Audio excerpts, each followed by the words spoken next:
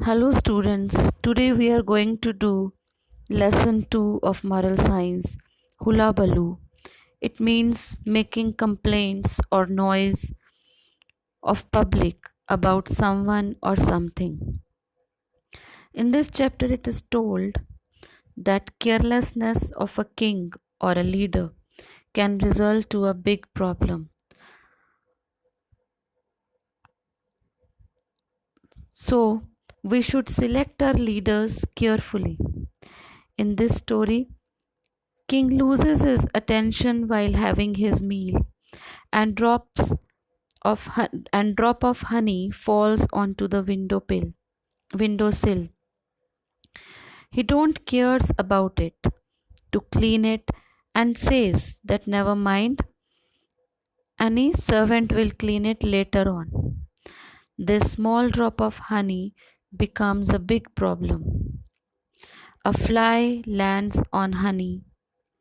A bird looks at the fly and catches it.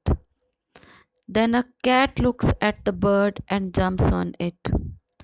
Then a dog looks at the cat and attacks on it.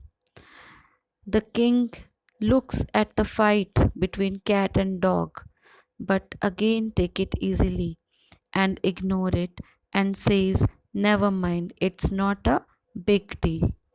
Meanwhile, the owners of the cat and the dog comes there and starts beating each other.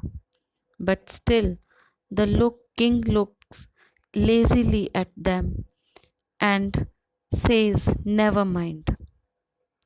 Then the fight becomes more serious. The friends of dog's owner and of cat's owner also joins them and starts attacking each other. After some time, the soldiers who comes to stop the fight also joins them. This fight turns into civil war. Homes were burnt, people were hurt, even the palace was also burnt.